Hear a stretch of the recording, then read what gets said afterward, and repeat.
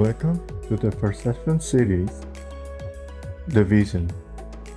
This is the second video of the vision, and over 3 videos, we will talk about the 3 steps of visual processing: low, intermediate, and high-level processing. Today is about low-level processing.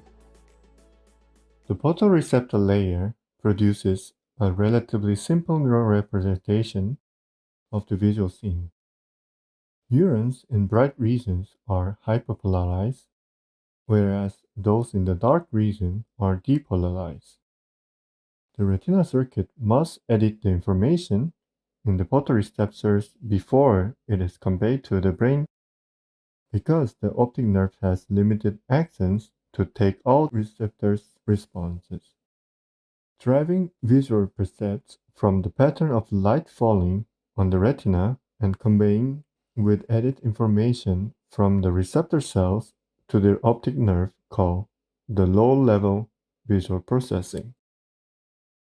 It is a selective process, and to understand this process, we need to discuss about the retina's output and how the retinal ganglion cells respond to various patterns of light. Many retinal ganglion cells fire action potential spontaneously, even in darkness or constant illumination. If the light intensity is suddenly increased, so-called on cells fire more rapidly. Other ganglion cells, the off cells, fire more slowly or stop firing altogether. When the intensity diminishes again, the on cells fire less and the off cells fire more. Here we can see that the retinal output includes 2 complementary representations that differ in the polarity of their response to light. This arrangement serves to communicate rapidly both brightening and dimming the visual scene. In more details of retinal ganglion cells in their response, we can understand how the cell's firing varies with the location and time course of the spot. A typical ganglion cell is sensitive to light in a compact region of the retina near the cell body, called the cell's receptive field. Within the receptive field, the center region and surround response opposite to the light. For example, an on cells fires faster when the bright spot shines on its receptive field centers, but decreases its firing when the spot shines on the surround. If light covers both the center and the surround, the response is much weaker than the center-only illumination. For an off cell, these relationships are reversed. Therefore, the output produced by a population of the retinal ganglion cells enhances region of spatial contrast in the input, such as an edge between 2 areas of different intensities. When an effective light stimulus appears, a ganglion cell's firing typically increases sharply from the resting level to the peak, and then relaxes to the intermediate state. When the stimulus turns off, the firing rate drops sharply, then gradually recovers of the resting level.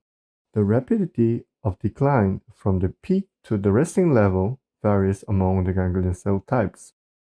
Transient neurons produce a burst of spikes only at the onset of the stimulus, whereas sustained neurons maintain an almost steady firing rate for several seconds during stimulation.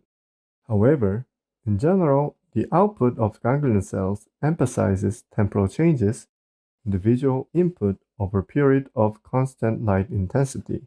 In fact, when the image stabilizes on the retina with an eye tracking device, it fades from the view within a second. Fortunately, this never happens in normal vision. Even when we attempt to fix our gaze, small automatic eye movement, saccades, continuously scan the image across the retina and prevent the word from disappearing.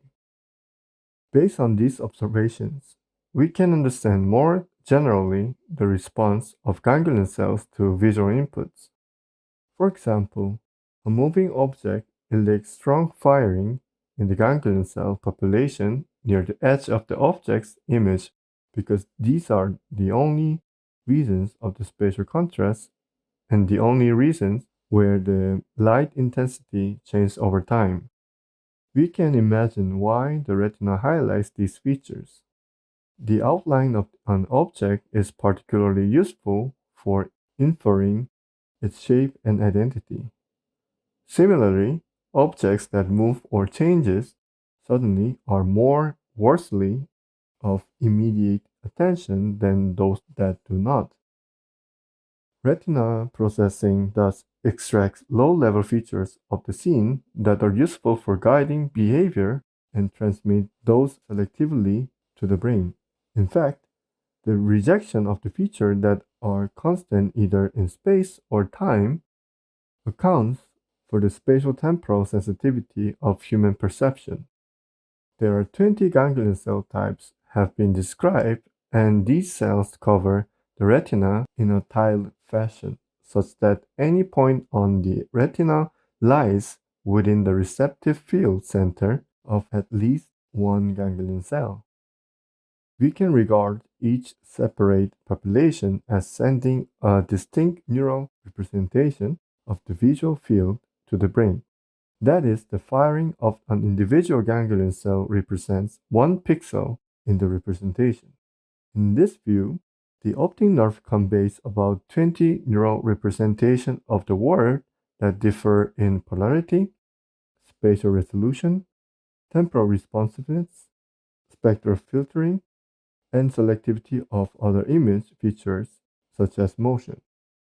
These neural representations are direct to the various visual centers in the brain, including the lateral geniculate nucleus of thalamus, a relay to the visual cortex, the pretectum, involved in control of the pupil, the accessory optic system, which analyzes self-motion to stabilize gaze, the sphericolliculus, a midbrain region involved in spatial attention and orienting movement. On the suprachiasmatic nucleus, a central clock that directs circadian rhythm and whose phase can be set by least cues. In many cases, the some ganglion cell type send axon collaterals to multiple target areas. Thank you for watching. The next video will about the intermediate level of visual processing. See you then.